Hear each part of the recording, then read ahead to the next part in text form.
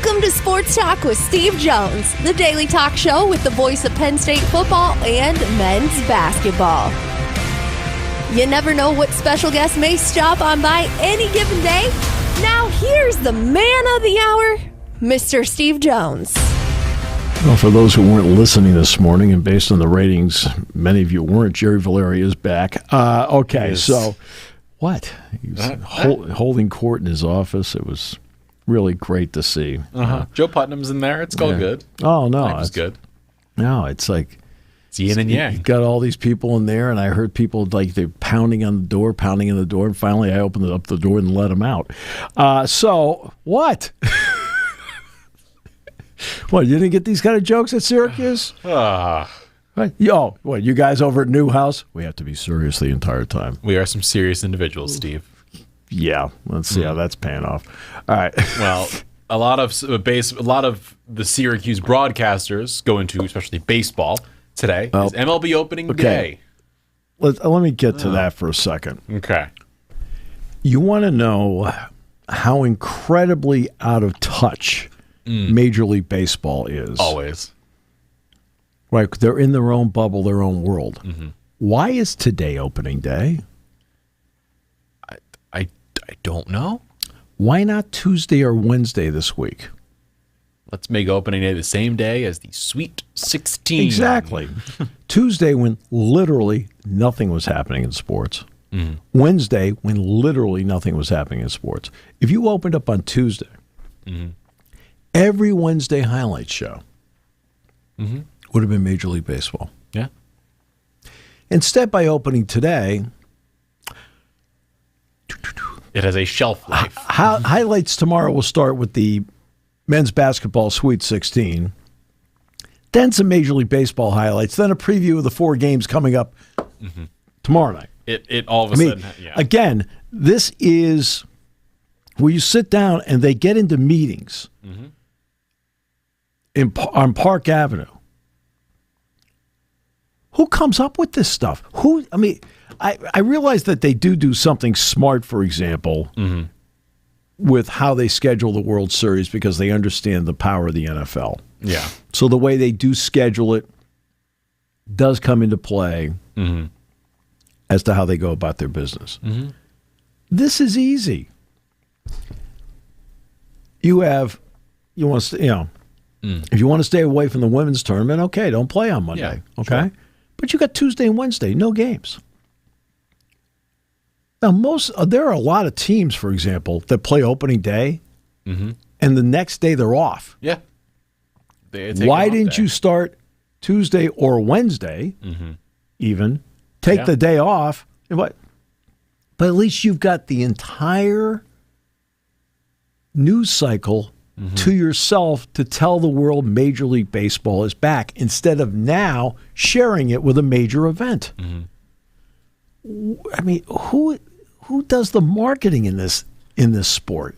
It makes no. But I'm saying though. I know it makes no sense. I mean, that's the part that gets me is that it makes no sense. And to be honest with you, I'm as excited for the season to start as I've been in a long time. I just think it's. I think baseball is going to be fun this year. Also, I don't know if I've missed the boat on this, but I have a legitimate question. Where'd you graduate from? Syracuse. Okay. Well, you've answered your own question. I know. For my entire lifetime, the game time I can remember when going to baseball games, 1:05 p.m. is first pitch. Right. That's just how it works. 1:05 first pitch for baseball games, like the first time. Sure. Why is the first game at 3:00? Like that, so let's say they're like, okay, we're going to go battle head to head with, let's say we're going to head to head battle with Sweet 16, but we need to get on at 1:00, right. Have a game end at 4 o'clock, have a game go from 4 to 7 o'clock, get 2 game windows in. Now they're going to get 1 in. I'm wondering. The Brewers play the Yankees at 3, Orioles play the Blue Jays at 3:07, Phillies. And that game's in the Bronx, right? It is in the Bronx. Okay. 3 o'clock. Okay. In all likelihood, if I'm going to guess, that by starting at 3 o'clock, it's probably a little bit warmer than it is at 1 o'clock. Mm-hmm. Usually that's the warmest part of the day. Yeah. And in March, you need the warmest part of the day. It's going to be 49 apparently. As often as possible, and usually in March. Now, this weekend, it's going to be 75 on Saturday. Yeah. But that, still, to me... It does not compute for me. That if like, the step further from what you were saying is if you even know you're going to line up with the Sweet 16, with March Madness, all this stuff, you have to at least take every precaution possible to make it so at least you maximize the window, which would be a 1 o'clock start and then a 4 o'clock second set of games. So you have games going at 1, because 2, the Sweet 3, 16 4, starts at 6:40 tonight. 7 o'clock tonight. Is it 7 tonight? 7:05. So that's the point. Is you get yourself every window until 7 p.m. So you start games at 1 o'clock. You get games going, and then at 2 o'clock, and then at 3, 4, 5. You get games going the entire time. So at least leading into it, you've got everything rolling. It is all baseball the entire day. But in this case, no. All of a sudden, it's not that. And you have the Brewers playing the Yankees at 3, Orioles and Jays 3:07, Phillies Nats 4:05, Red Sox Rangers 4:05, Pirates Marlins 4:10. Same with Giants Reds, Angels White Sox, Guardians Royals. Why is 4:10 the game time? Guardians Royals, Mets Astros, Braves Padres. Anybody Twins, in the Central Cardinals. Time Zone, it's 3:10. It's 3:10. Yeah. But that's again the point of just like why 3? Why is like I don't get it. And some of these games, by the way, are in domes. The Mets and Astros are in a dome. Right. You're sitting here looking at the Pirates Marlins dome. Heck, Texas. It's Texas. It's 70 today. Right. Why are you opening these games up at this time? I don't know. And you have one game at 7 o'clock, which is the Tigers-Dodgers, by the way. So they're going head-to-head against the Sweet 16. Well, And then you've got Cubs, Diamondbacks, Athletics, Mariners. Having the Tigers-Dodgers go head-to-head against the Sweet 16 is just abysmal. Like, that game is going to be incredible. Those are two great teams. They could possibly be in the World Series in a few months' time. Problem is, they're going against March Madness. It is a losing battle. But it's opening day. But it's a losing battle. It's a losing battle that you created. Yeah. You have control over what your schedule is. Ridiculous, Steve. It's ridiculous. But you have control over your schedule. Yeah. I agree.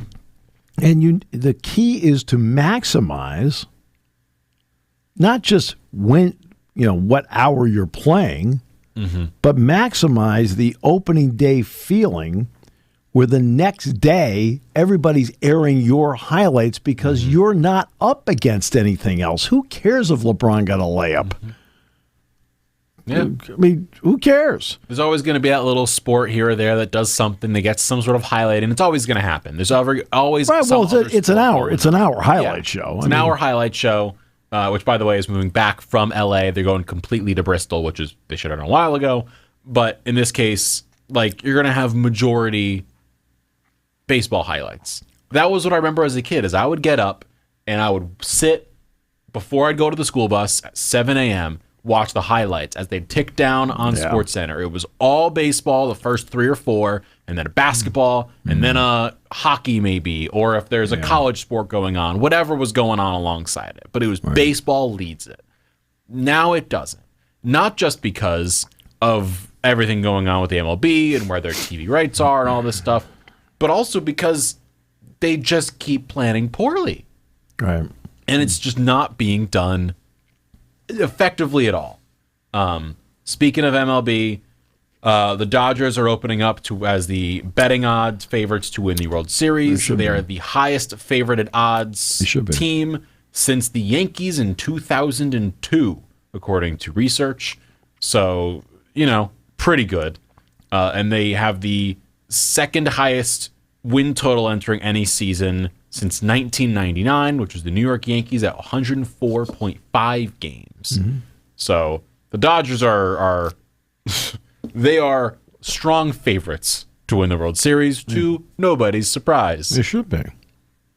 Now, the difference is you go through 162 games. That's a lot. That's a lot of games, and it's a lot of time. A lot can happen. And suddenly you lose an arm. I mean, you don't want any of this to happen. Yes. I mean, I don't care if you're a fan of the San Francisco Giants. you should not want that to happen to a team, right? But you may lose an arm. Suddenly you lose a bullpen guy. Right now your shortstop's out 6 weeks. Your center fielder is out for a month. I mean, these things happen, and then they start to add up. And suddenly the dream of winning 104 games becomes, hey, let's hang on and win 92 and get in. And hopefully we're healthy enough to negotiate. That's one of the glories of sports. We can sit there and predict. It's all educated guessing. That's all it is. In any sport, in any game. I realize they're already off to a 2-0 start, so they only have to win 102 more to get there. Right? But there's no doubt that they're loaded. They're stacked. It's not as if other teams didn't make efforts. The one that I always find interesting to me is the San Francisco Giants. They are in the thick of every free agent, it seems like, every prominent free agent, and they lose out on all of them. They rarely, if ever, are the ones that win. Why, I don't know. They're at least willing to put the money there. They're willing to go for it without question. They have a beautiful ballpark. I realize the city itself right now, which is one of the more beautiful cities I've ever been in. I have not been in the city for a while, but people tell me that have been there is struggling, which is not the best look in the world. The tax rate is also out of control. That's why the Los Angeles thing is amazing. I mean, they're giving them so much money that that the tax rate, which should be a factor, is evidently for a lot of people not a factor. Now, Shohei Ohtani's contract's only $2 million a year. I was going to say he's going to get a lot of money later. It's only $2 million a year, right? Because everything for him is backlogged. It is all deferred. And keep that word deferred in mind, because that could be a word that eventually creeps into the college lexicon. Yes. Right? Kyle F., quarterback. All right. Well, what's his deal going to be? With the team, well, we're going to get you, just pick a round number, $10 million. But you know what? We're going to give you $1 million a year while you're here, and then we're going to defer the other $6 million until your final season after you finish your fourth year. Right. We're going to stretch it out over 10 years. Yeah. Right. It's the way it's going to be. Look, they're going to have to get to the point with this where I believe collective bargaining is going to be needed. And I think contracts are going to be needed. It is going to. Collective bargaining will dictate what is and is not in the contract. Yes, it is going to require some sort of, because of collective bargaining, will require some sort of players' association. The NCAA is where it's going to end up going to. Right. And there's a million ways this can look. We're not going to deep dive on that because there is just a plethora of paths for them to go here, but. What matters is that is probably the direction this is all going in, and at the same time, it's almost like the NCAA could have avoided so many of these issues if they had just been ahead of it. But as we've discussed, they never are. But that goes back to Major League Baseball. Where are they ahead of it? As an organization, where are they ahead of it? When it comes to marketing, where are they ahead of it? When you look at the top 100 most recognizable names in sports, right now only 2 cracked the list, and they're way down the list, and it's Aaron Judge and Shohei Ohtani. Yeah. Everybody else, boom, no way. It's football players, it's basketball players. That's who it happens to be. Soccer players, most of them get yellow cards and fake injuries, but that's it's your people. But that is, but their marketing is like we talked about opening day, right? What they did with the minor league system.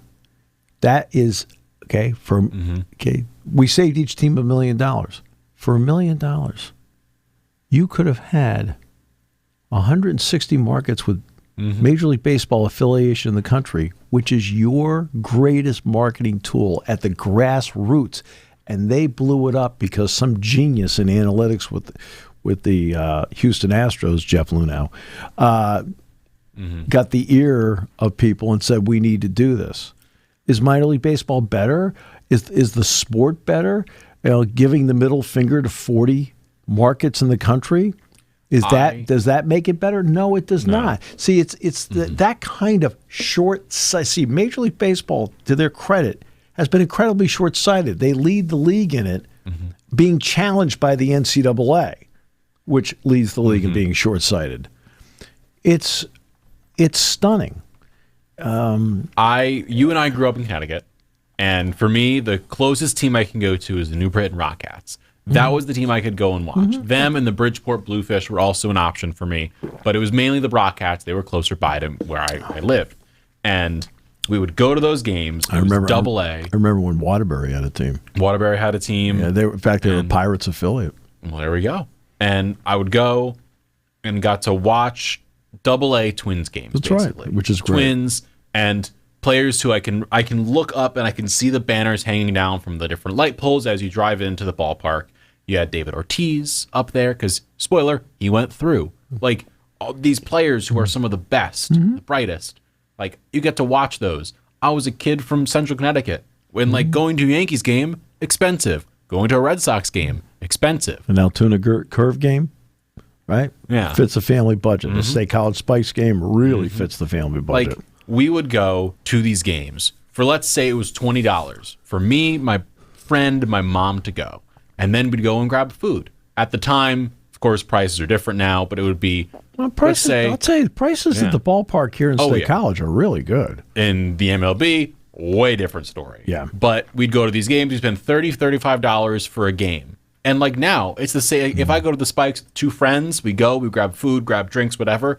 At most, for a complete game experience, for a dog or tenders and a drink or two and snacks and ice cream and seats and all of it, like $50.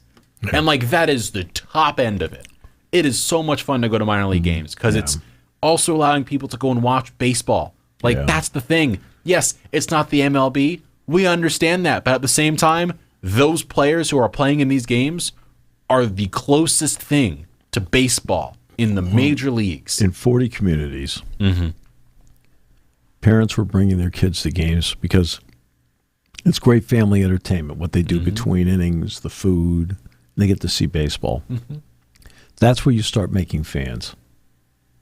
That's where I became a fan. Kid goes out there, sees the green grass, sees them playing ball, gets excited about it.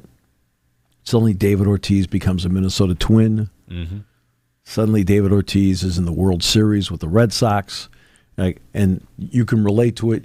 I saw him play in New Britain. Suddenly your 9-year-old kid, Joe Mauer, comes down. Right. And you're like, Joe Mauer? You mean like one of the best players in baseball is just here for a rehab assignment? Yeah. I can go and see him and he's 2 feet from me? Right.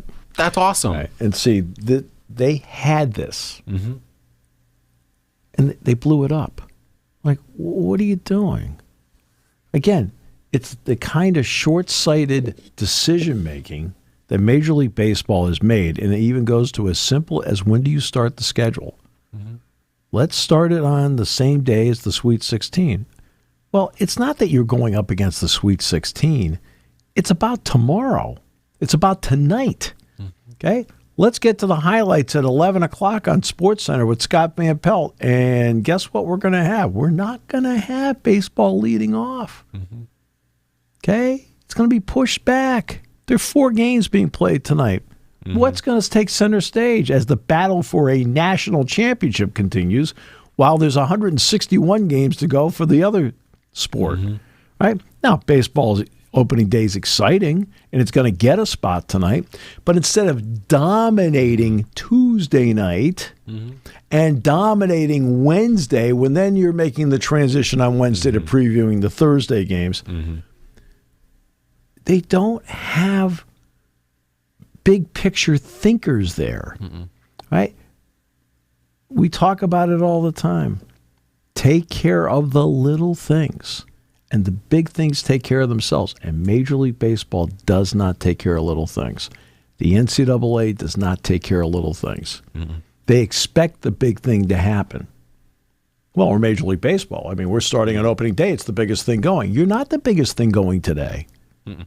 And I'm excited about the baseball season. I can't wait to see it start. It looks like it's got Dodgers aside, right? There are divisions to be won, wild cards and things like that. It's not just a one-team show out there.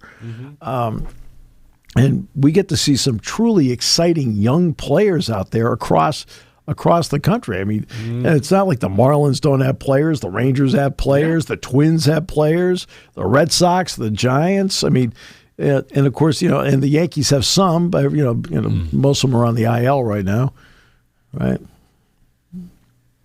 Low blow. Not a low blow. Garrett Cole, Luis Gil. Let's see, Giancarlo Stanton. You're right, but it still hurts. And then DJ LeMahieu can no longer play the game anymore. Could have given me a week, Steve. Could have given me 1 week of joy. I mean, the odds are you're not going to go 162-0. In fact, that may be decided today. No, it is not.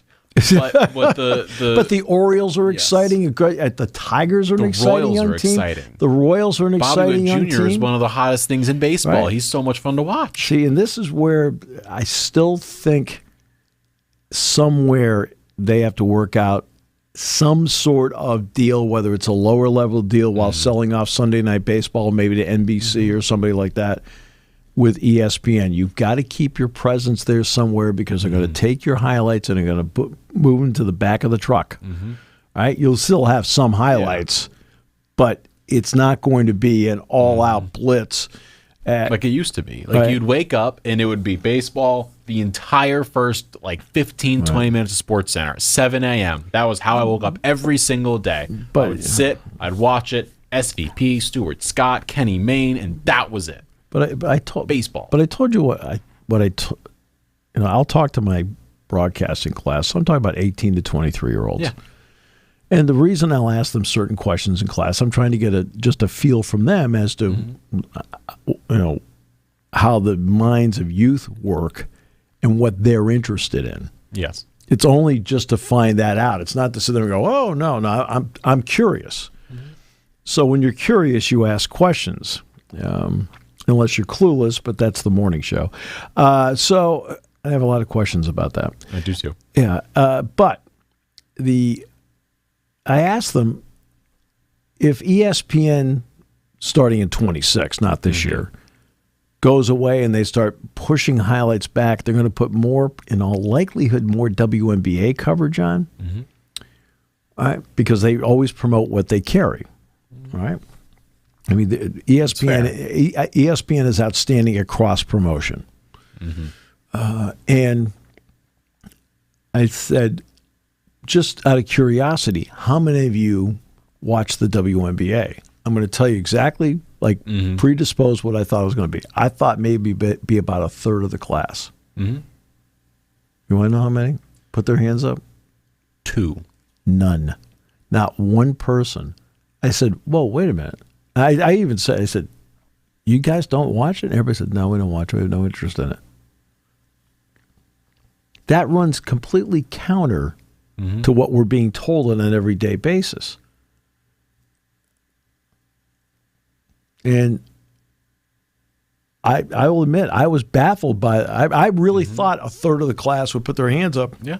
Like, okay. And I was going to say, now that proves my point. They're going to do, and the ideal will be to get, 1/3 and make it a half, because they'll be pushing and so on and so forth. But when not one hand went up, and I said, well, I mean, really, seriously. And I looked at, I asked everybody, and this wasn't a case of hands now. This was just. They were telling me, no interest at all in it. None. Like, wow. It's not the answer I expected. And it's not the answer we're being told. And that's why even ESPN has to rethink a little bit, maybe not to the level of $550 million, because obviously their NBA contract has dramatically increased. But it's the NBA, like the NFL is the most valuable property they have. The NBA is the second most valuable. Well, the college football playoff is number 2. Is probably number 2 in terms of year long. But in terms of a professional league, the NFL, no question, and then the NBA among professional leagues are their top two contracts. The college football contract, the SEC contract, college football playoff contract are also they're chucked in there. I mean, mega. Right. The NHL contract's a good contract for them to have. It's nice. I mean, they do a good job with it. Now, this year, TNT has the Stanley Cup final. Yeah. And then there's Major League Baseball. And they're going to do it this year. Carl Ravitch and Joe Buck have both said that they think it's not over yet. Okay. Now, it's not. Now they're not sitting at the negotiating table, but they're both company people. That's an interesting opinion to have from company people. When you're sitting here and ESPN has already stated, right? But for the March 1st deadline, they're not going to continue for 26, 27, 28. Right. That's what they say. That doesn't mean you can't have a new contract in place. Both sides have evidently there's more talk going on than people realize. But Major League Baseball needs that talk to continue. I also think ESPN needs that talk to continue because ESPN needs the programming. Right? Over the summer, there are sometimes the Olympic type stuff which goes on, which dominates a little bit here and there, but you need more than just that. What is going on from end of March through November that carries coverage, that carries a show? Because 40% of content you already have. It's baseball. Well, and see, that's one thing about Sunday Night Baseball. Sunday Night Baseball was exclusive. Local markets didn't carry Sunday Night Baseball. Only ESPN did. They already had cut back to that at $550 million. And that's why, if you're asking, why does Apple TV have Friday Night Baseball? Well, it's interesting how the Friday Night Baseball number is exactly the same as how much ESPN cut financially. That's so interesting. I'm just saying that's the reality of it. Yeah. The Pro Day is tomorrow. Yes. It's going to take place in Holuba Hall. Abdul Carter, Tyler Warren, KJ Winston, Jalen Reed, right? Kazai Izzard, Amin Vanover, Devon Thomas. Now, among those, going in Kobe King. It's going to be a big day. A lot of people. There's going to be a lot of eyeballs. A lot of people. I believe Jason Lord is banned from the building because other people will be there who don't want to see him. Well, okay. It turns out, unbeknownst to me, there were actually multiple restraining orders. So, 17? How many teams are in the league? Oof. Are we including defunct teams, Steve? Yes, I believe the Houston Oilers have said no too. What about the Oakland Raiders? The Dallas Texans said no. The San Diego Chargers. They're all out. It's not going to do it anymore. And the Montreal Expos. And not only that, the Toronto Argonauts have said no. It's stunning. But it is tomorrow, and people are wondering, and you'll all find out tomorrow. But about guys running tomorrow. Yes, it is, of course, the big question mark everyone has because everyone is so obsessed with the 40-yard dash time. Well, not everybody's. Okay. Oh my gosh, this guy ran at this time. Those people are. I know who's running tomorrow. Yes. No, I know. I know you know, and we're not going to get into that right now. But what matters and what is interesting at this moment. I had excellent sources. I asked them. And at the same time as this, Steve, of course, there are going to be a lot of scouts there, a lot of teams, GMs, there are going to be coaches, everyone's is going to be there. And everybody. Look, you've got two of the top, potentially 10 picks sitting out there. You're going to have a lot of interest from people going in there and taking a long look at those guys. But then this becomes a valuable day for tomorrow, everybody else. And I'll tell you, it's going to be a valuable day for, in my opinion, is KJ Winston. Why is that? Well, you missed all of last season. Here's his first real opportunity since, the Peach Bowl, and the West Virginia game. A game, West Virginia, to reintroduce himself to everybody out there. Because he was a projected first-round pick going into last season. He was projected to be a high pick. Yeah. I mean, whatever round. First, second. Yeah, right. Yeah. And now he has the opportunity to, hey, remember me. Mm-hmm. And as I've told, I've done a bunch of these shows so far. Mm-hmm. And, for example, I'm doing the Giants next week. Mm-hmm. They wanted to do it Wednesday. And then they sent me the email. Could you do Wednesday night? I'm thinking to myself, I looked at it. Then there's a second email that comes up right away. It goes, whoa, wait, we just realized Penn State's pro day is Friday. Can we do it next Wednesday? I said, sure, I don't care what day we do it. All right. Last year when they asked me, they said, who should we watch for next year? This is last year. Mm-hmm. And I said, oh, that's easy, Abdul Carter. Yeah. Spoiler. Yeah.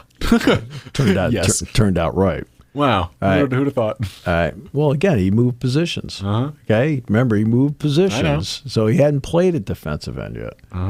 And what I've been telling people this year when they've asked me about, give me a guy that might be under the radar that could be a steal, and I tell them I say KJ Winston. Mm-hmm. Yeah. Because eventually you heal. Mm-hmm. All wounds heal. And eventually you get back to playing your game. Mm-hmm. He's pretty good at his. Yeah. I mean, that's something that the really good organizations understand that. Mm-hmm.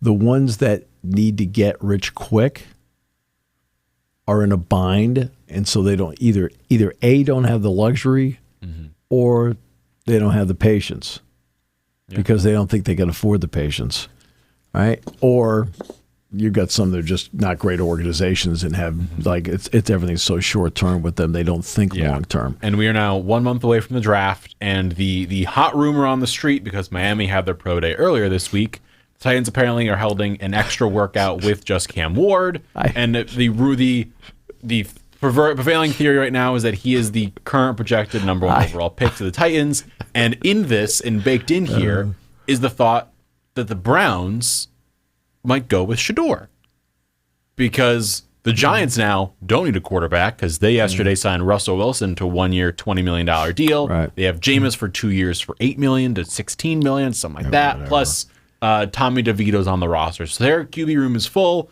Browns not. I saw one play of Cam Ward's pro day. One, because I was just flipping through at the time. It's like, okay, it was on, and whomever it was in the back of the end zone, he missed by a mile. Now, all the reports were he had a great pro day. Yeah. Right. I saw the one pass and went, whoo.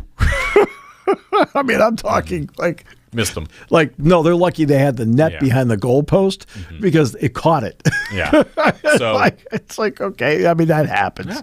As things stand, the projection would be Cam Ward 1. It would be Shedeur Sanders to the Browns at 2, and the Giants, apparently Travis Hunter is their guy at 3, which is really interesting because it means all of a sudden Abdul Carter is sitting there, and the New England Patriots are going to get him, and I would rather watch the world burn than that happen, Steve. I can't. I don't think Abdul Carter's lasting till 4. I don't think he's lasting till 4 either, but it's a really interesting thing because let's say he goes past 1. Let's say he goes past 2. Let's say that the Browns and Titans both go QB, go Cam, Shedeur, 1, 2. The Giants sit there at 3.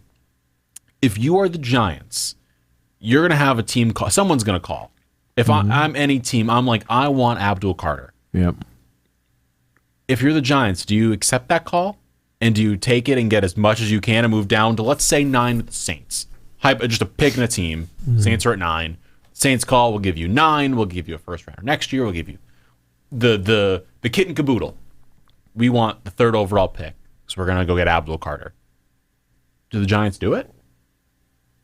Like, they're in a really weird spot where their team isn't good. Part of it's going to depend on how highly they think of Thibodeau. All right?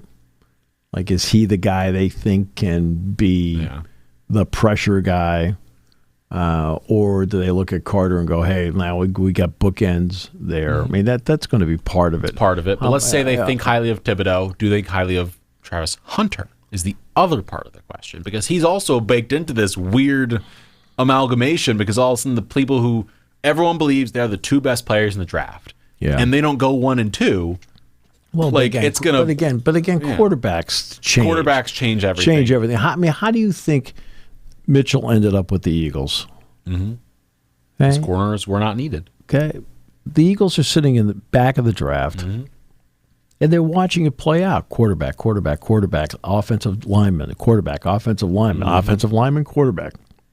They're looking at the draft saying, "We don't have to do anything." Yeah. Because they didn't need an offensive lineman and they didn't need a quarterback. They needed a corner. Mm-hmm. Well, they didn't have to do anything. Yeah. They didn't have to move up. They didn't have to make a deal to move back. They just sat in their spot and got exactly the guy they wanted. Because when you have quarterbacks available, it changes the draft. And the problem with the NFL is this. There are only 15 of them that I think are actually competent NFL quarterbacks. You're saying, well, wait, there are 32 teams. Yes. Yeah. But there are only 15 that are competent to really good NFL quarterbacks. Most of the other guys are hanging on.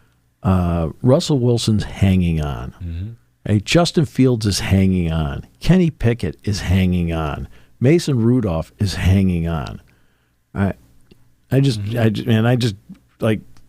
are the 4 teams where the Steelers have connections with all those guys, and those are their choices right now.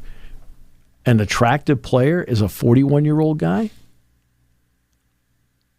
Yeah, I'm just saying, but he is. Yeah, no, he is. He's a 41-year-old guy, but he's the most attractive player there. And the fact that they haven't signed anybody, the Steelers are now sitting here as possibly the most intriguing team for me in the draft. Because let's say you're the Steelers and the Titans do go Abdul Carter 1. Did the Steelers somehow find a way to put enough together to go up to get Cam Ward? Would they do that? Like, would they go up and get someone if they feel confident in it? Because clearly they're not confident with Rodgers if they haven't officially signed him yet. And who knows what the deal with him is. He's a whole thing. To me, the guy that I think can be a decent NFL quarterback. The guy who's going to probably sit there as the third quarterback. Jackson Dart. And he is the rumor, number 21, the Steelers, if he's there. Why do I say that? Look. Obviously, I watched enough Jackson Dart tape going into the Peach Bowl. Yeah. Right? It's part of the job. Jack does this, I do this. We look at a lot of video to get a feel for the opposing team. We can talk about Lane Kiffin's system all we want, but he does things well in an ad-lib situation. I think his arm is more than passable in the NFL. I think for the most part he's relatively accurate. Where does he struggle? He struggles with his footwork when somebody is in his face. Well, you've just described 85% of the quarterbacks in the NFL. They all get squirrely. And Tom Brady got squirrely when somebody was in his face. Peyton Manning got squirrely when somebody was straight in their face. It happens. It's not the easiest thing to face when the pressure's up the middle as opposed to the edges, where you can step up, step around, maybe go around, as opposed to, where do I go now? Yeah. And that's the biggest issue with him. Can he run? He can run. Yeah, he can run. He's not unathletic. He's passable. He's not Peyton Manning. But he's passable as a runner. He's not Eli or Peyton Manning or Brady. He's a better runner than they are. And I think he is somebody that deserves, at some point, a good, long look from somebody. But quarterbacks skew the draft because you desperately need one. I mean, you're talking about Tennessee. Tennessee was trying to get by with Ryan Tannehill for a period of time, and he was functional enough, and he's a former first-round pick. Didn't quite go great for him with the Dolphins. And part of the issue with young quarterbacks is this.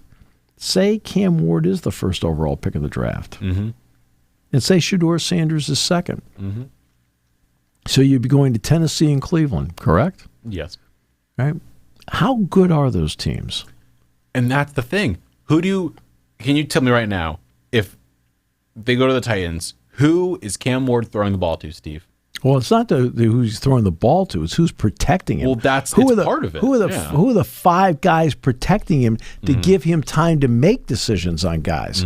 Who are the five guys in Cleveland protecting that quarterback to allow him to make decisions like that? Cleveland's not a bad running team, no. Okay, but as a pass protection team, right? And you're right. The receivers are an issue, but you can draft those guys. Yes, you can draft players who end up building. There is a long list of wideouts that can play in the league. There's no question about that. But it's the five guys up front. Plus other guys have to block too. That's why. But that's the issue with it. The running joke I always had about Trevor Lawrence when he was going to go first overall. I said, well, good news and bad news for him. The good news is Jacksonville has their entire offensive line back. Nobody left for free agency. So the bad news is they have that entire offensive line back and nobody went to free agency. I mean, that was always the running joke. And that was why this offseason, we saw the Bears be like, you know what, let's go and get every single offensive lineman possible because Caleb Williams didn't have time to pass last season, which doesn't help him at all. And then that's why everyone freaked out last year and C.J. Stroud got hit every other play because the Texans had a terribly beaten up offensive line. And then they traded Laramie Tunsil, which confused everyone even more than that. But that's part of it. But again, but that's the confusing part. Stroud did not have as much time this year. And as the season went, he was not as effective. Yeah. Which meant Nico Collins wasn't as effective, which meant Joe Mixon wasn't as effective. And now you have to question, what are they going to do in the draft? So that's where the quarterback thing skews everything. And that's – so back to Abdul Carter. Yeah. Look, whomever gets him gets the best player in the draft. Whomever gets Tyler Warren gets the best player in the draft. They're on different sides of the ball. You get the best player on each side of the ball because they're Penn State guys. That's the way, and that makes tomorrow even more intriguing. Now, basketball's tonight. Yes. Got 4 games tonight. BYU, Alabama is game number 1. First team to 100. I think there's going to be a lot of points in that game. This is not Loyola Marymount, but Loyola Marymount would have 141 to 115 games in the tournament. I'm not kidding. Yeah. Like 114, 115. Like I think they beat Oklahoma or Arkansas like 141 to 115 one year. It's not going to be like that, but it's going to get high real fast. I mean, but Saunders can really play. We know Sears is really good. Grant Nelson, Cliff Amore, really good. And that's what. And then on the other side, imagine how the Rutgers fans are feeling as they go over to the Prudential Center in Newark tonight, where they're sitting there watching Cliff Amore playing for Alabama and Mawat Mag playing for BYU. I wonder how we're feeling about that. I wonder as we watch. And then game number 2. So Alabama, by the way, the current what we're looking at projection wise, what the thoughts are is Alabama's favored by 5.5 points. And it's a 176.5 point over-under, which, as we said, is looking like at minimum 90 points to win that game. Right. And I think, bare minimum. I think that's exactly right. Game number 2 going on at 7:35 on TBS True TV. Maryland Terrapins versus the Florida Gators. Before we get to the Florida part of it, as we've mentioned all week, and it continues to be a problem that now Maryland fans are like, I have no excitement for this game because their head coach has basically said everything except for, I'm officially signing for Villanova. Well... But he gets in the press conference yesterday. Gets in the press conference yesterday, and he got asked directly about it. And he said, "Clayton's a really good guard. We got to take care of him." He says, he's 50% when he goes to his left. He's 38% when he goes to his right. In other words, he refused to answer it yesterday. So he stayed completely out of the fray, even though he was justifiably asked about it. He stayed completely out of it yesterday. Their front court of Queen and Juju Reese can compete with the Florida front court. Yes. The issue, though, is going to be the depth of the Florida front court. They've got plenty of it. And they can throw a lot of bodies at those two. Exactly. They can throw a lot of bodies and have the potential to get those two into foul trouble. The backcourt Florida deep in the backcourt. Mm-hmm. The backcourt is not a strength for Maryland. That's an issue. And as things sit, Florida is favored by 6.5 points, then over-under of 156.5 points. So you're looking at getting to 80. First, if you get to 80, you should win this ball game. Is the projection. And then game number 3 going into CBS, 9:30 window. The Arizona Wildcats take on the Duke Blue Devils. Okay, so look, Duke is the prohibitive favorite moving forward. But I'll say this. Arizona has played really well. Mm-hmm. And Caleb Love, who had a reputation, people talk, the whispers, he's a selfish player, he's not a leader, he's all about Caleb Love, he's not about that. You talk to the Arizona people, and you know what? They swear by him. Yeah. They say he is a leader. They say he is about the team. And they're adamant about it. Love's had a really good year for them. Mm-hmm. And they've also been able to get some front court contributions. Yes. Now, do I think Duke wins the game by 8-10 tonight? Yes, I do. But Arizona will push them. Mm-hmm. And it won't be, in my opinion, until the second half where that separation starts to happen. Duke is currently favored by 9.5 points. Oh, okay. Projections are 154.5 is the over-under line. So, again, you're looking at about 75, 80 points. That's the current where things are looking. Sure. And then game number 4, the game that's going to wrap up the night, Arkansas against Texas Tech in the Chase Center. Yeah. And it's going to be the last game San Francisco. of the day. Yeah, it's out in San Francisco because that Maryland Florida game is Prudential. That's in San Francisco. Florida's the number 1 seed in the West region. Yeah. So Arkansas, Texas Tech. Arkansas is playing really well. I'll give you one quick note about the SEC that a lot of people don't realize. 70% of the starters in the SEC this season are seniors. And a lot of people don't realize that. So there's going to have to be, we already know the financial investment's going to be there to get people to transfer. Owen Freeman, by the way, did transfer to Creighton. He's taking over for Ryan Kalkbrenner. Right. So he's going to go to Creighton. He's going to play for McDermott. But 70% and a year that's been incredible for the SEC, and look what they've done, and look what they've done with transfers and so forth.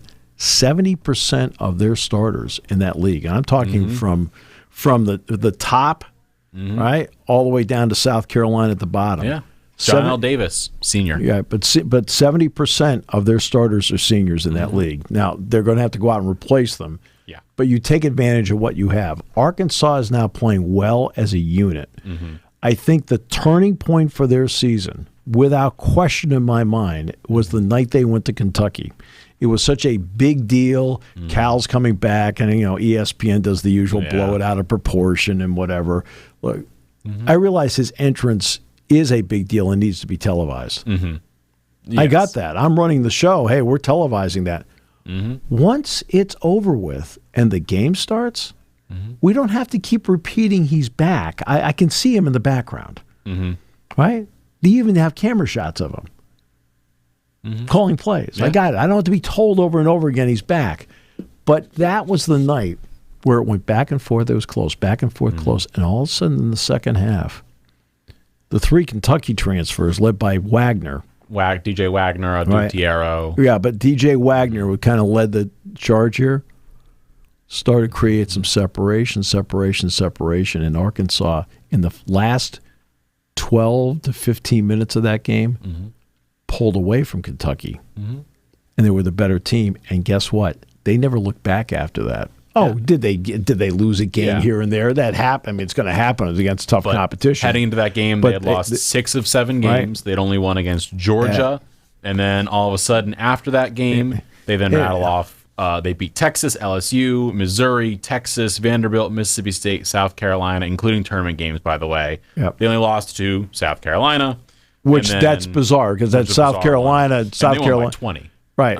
In South Carolina, what 2 games they won in the conference all year? And then they lost to Auburn and Texas A&M and Alabama, all of them by single digits. Right. So they got close in all the games. Right. So, I mean, that's and he is the running story has always been all Cal does is roll out the ball. The key with him is, and I've said this to people repeatedly, when he had the one and dones and so forth, that's all they do with the one and dones. I said, hey, you watch them play.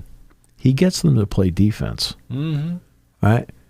Now, they're going to have to play really well defensively tonight. Because they have JT Toppin coming in, and he is a load. Yeah, heck of a player. New Mexico transfer. Hawkins, Penn State fans saw him last year. I have to. Ben Johnson. I have to remind them that because they're not sure they saw him last year. Saw him play last year for Minnesota. He was transferred from Howard. And anybody who went out to the NCAA tournament 2 years ago when Penn State was in Des Moines saw him play for Howard. So he's been there in the tournament. He's been there, done that. All right. And now he will control the tempo of the game. But Arkansas is the better team. Texas Tech is a team that whenever I've watched them this year, with all due respect, I think they're good, but they don't light me up. I mean, I realize one of the games I watched was Houston. Yeah. And it was Houston takes everybody out of their game. But I think the Houston guards... LJ Cryer's a monster. Yeah, but Uhlens is somebody you've got to watch for because that's one of the reasons why Houston's in the spot they're in. Because they weren't supposed to be able to replace Shed. Uhlens a guy that...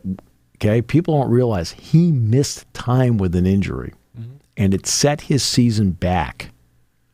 And then finally, about mid-January, now he's had enough game reps, enough practice reps, and now his game's starting to fall into place.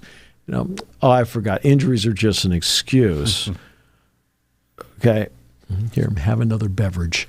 And it's just, And then I look at the Sweet 16. You know what I see? I see one team that Penn State lost to by 4. I see another team that Penn State lost to by 4. I see another team they lost to by 5. And I see a team they beat. So Penn State's 1-3 against the Sweet 16 with the 3 losses by a combined total of 13 points. And they could have won all 3 games, if I'm not mistaken. Absolutely. Now, I will say, with all due fairness, with Michigan State, that was a different. It was a 5-point game, a little bit there. Maryland absolutely could have won the game, right? Michigan, they were winning the game, right? And right? As things sit right now, Arkansas is currently the underdog. Texas Tech favored by 5.5 points. It is currently a race to 75. It is 148.5 is the current projection. For this Arkansas matchup, of course, the last 4 games coming up on Friday: Ole Miss, Michigan State in Georgia, Kentucky, Tennessee in Lucas Oil, Michigan, Auburn again in Georgia, and then Purdue, Houston. Is that game Indiana. in Lucas Oil or in Cambridge? Kentucky, Tennessee, Purdue, Houston are all in Lucas Oil. Really? They're in Lucas Oil. They're in one half of Lucas Oil instead of in Cambridge. Yeah. Because the Pacers were on a road trip for the week plus to get out of there for other tournaments, and then they had to come back at some point. So they have returned. So. Well, that's the setup they had for the NCAA tournament when they were cut off Lucas Oil. Yeah, the NCAA Dome type look. Yeah, the NCAA tournament when it was the COVID year, they did that. Yeah. That's so it's probably the same setup. But look, you're Houston. You've got to play Purdue and Indianapolis. And by the way, say Kentucky beats Tennessee for a 3rd time. You have to play Kentucky, which is a stone's throw, Lexington from Indianapolis. Really? If Houston gets out of there to the Final Four in San Antonio, they will have earned it. And by the way, I know we're going to hear over and over again tomorrow, you know how difficult it is to beat a team 3 times? Well, it happens exponentially more than people realize. Yeah. Do you want to know why? You're better.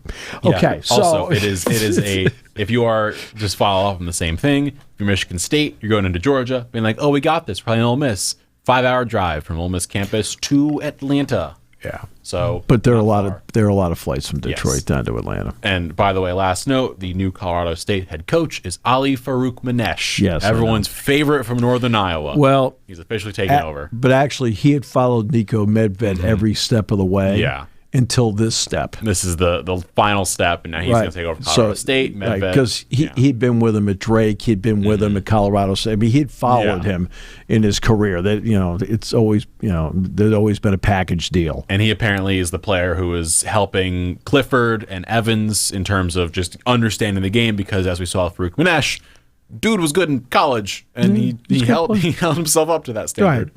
So, but again, that's just part of it. One of these days, there, so we can give them experience. One of these days, I'm going to pull like a Tom Izzo aside or somebody like that. And the question I'm going to ask him is this. How would Tom Izzo, the coach today, evaluate young Tom Izzo in the first 5 years at Michigan State? It's interesting. Yeah, how good, if you were to evaluate that coach then to the coach you become because of the experience part of it. What are the differences that you see in a young Tom Izzo versus the Tom Izzo that's grown into the job and has become the legend he is? It's a good question. That's something we'll end on. That's why I would have asked it. It seemed like a good question. Thank you for listening to Sports Talk with Steve Jones, a 7 Mountain Media production. Come back at 11 every weekday for analysis of the latest happening in the sports landscape. From college football to European soccer, Steve and Kyle cover it all on Sports Talk with Steve Jones.